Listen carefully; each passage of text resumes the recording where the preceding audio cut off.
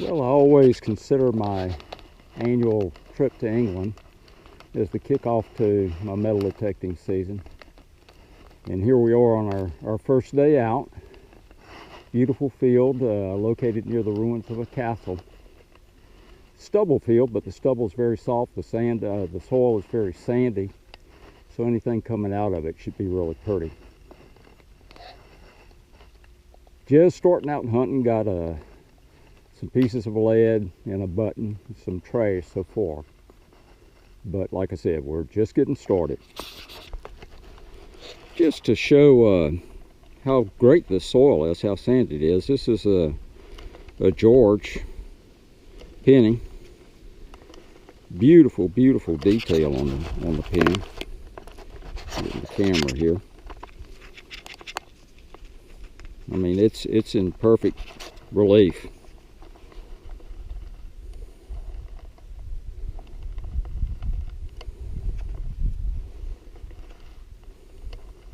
Looks like 1911, I believe. Well, this appears to be a button or a cufflink, some kind of stone, or maybe that's glass in there. Looks cracked. It's got some sort of hook on the back. Kind of leads me to believe that it was from the style of hook that it's a cufflink. Probably dates to early 1900s or sometime in the 1800s. This looks like it's going to be my first good find of the trip. Very, very nice close hook. Got a very intricate design on it. I have no idea when that dates to, but it is pretty. Let me clean off a little bit.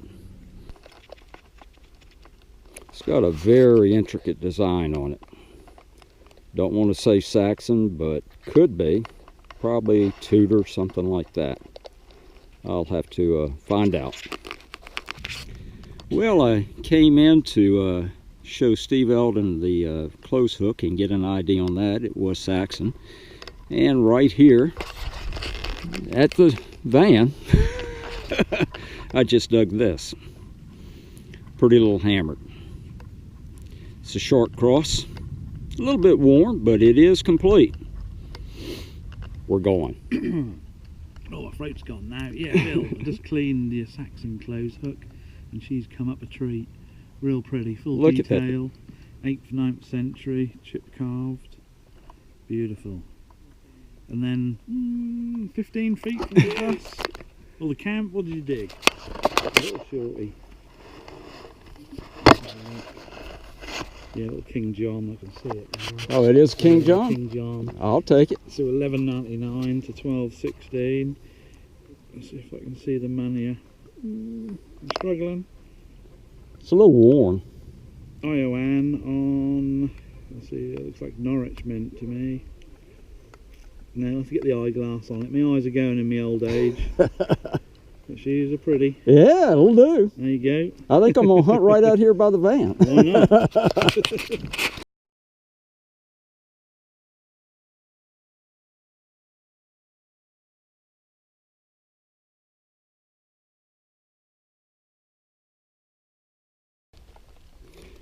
And up comes a big steel yard weight.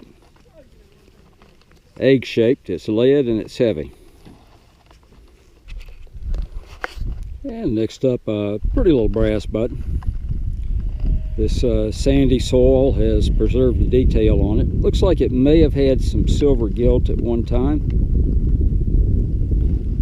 Don't keep a lot of buttons that I find over here because most of them are just plain, but it's a pretty design. I'll probably keep that one. The place we're hunting today is really an interesting one. You can see that medieval church right there. And then, I don't know if you can see through the trees over there, and in these trees here, there's a huge moat, and there's the ruins of a castle. There were Saxon ruins on this site prior to the medieval castle and church being placed here. So, great range of finds can come out. Next up is another button, big old one-piece button. He has a design on it. Let me clean it off and see if we can tell what that is. I don't know how well this is showing up, but it's really a pretty button. It appears to be some sort of a long lake bird standing. Very nice detail on the button. This is the castle ruins from another angle. Of course, we can't hunt right around it, but I'm not very far from it. Right on the other side of this fence is a moat. Really neat area to hunt. Well, next up, it's a nice jet. Looks like it's going to have great detail on it. Of course, we're in that sandy soil, so that makes a difference. Not sure what kind, maybe a Nuremberg jetton, though it does look a little different. Don't know. And up next, looks like a nice little medieval buckle. Very pretty little buckle.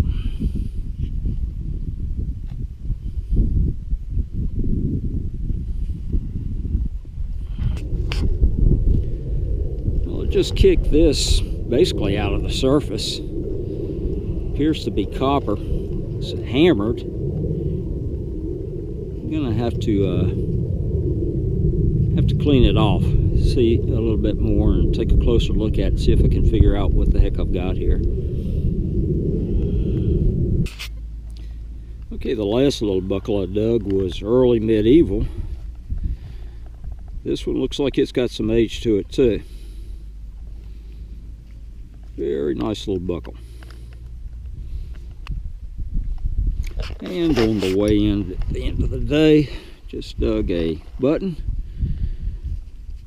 Looks like it's got a lot of gilt on it. Pretty button.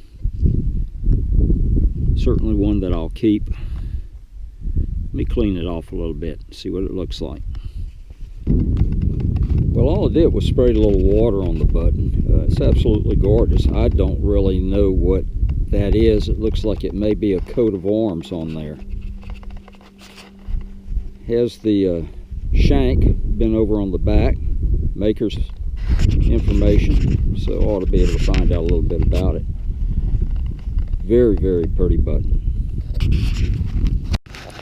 And up comes a little silver sixpence, looks like. Yeah, pretty little sixpence. My eyes aren't good enough to see the date on it, but it looks like it's probably sterling. Meantime, my brothers dug two hammereds, one of them being a early Saxon hammered. Very beautiful. The sixpence is dated 1923. It's in beautiful condition. Yep.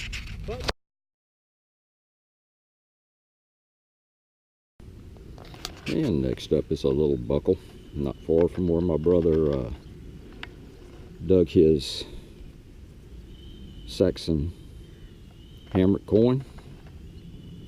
Maybe this is Saxon. In this sandy soil, this came out just like this. At first look, it looks like it might be a keyhole cover, but it appears to be hand engraved. I don't know. Appears to be bronze rather than brass. Could be something interesting. We'll find out.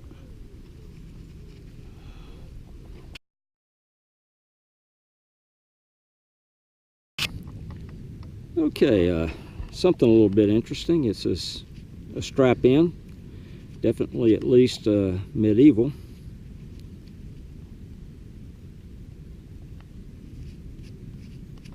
Very solid. It got a little decoration on it too.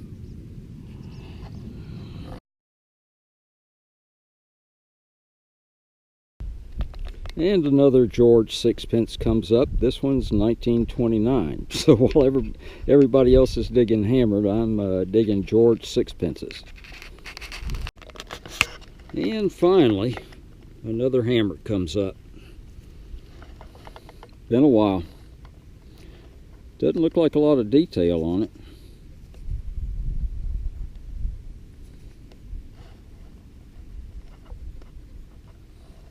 In fact, that may not be hammered. That may be just a very worn, milled coin. In fact, I think that's what it is. Need to take a closer look, but I'm pretty sure that's what it is. Nope, not a hammered. It is a very worn, milled coin. It's silver, but not exactly what I'm looking for. Okay, now this time I'm sure I've got me a hammer. It's a long cross.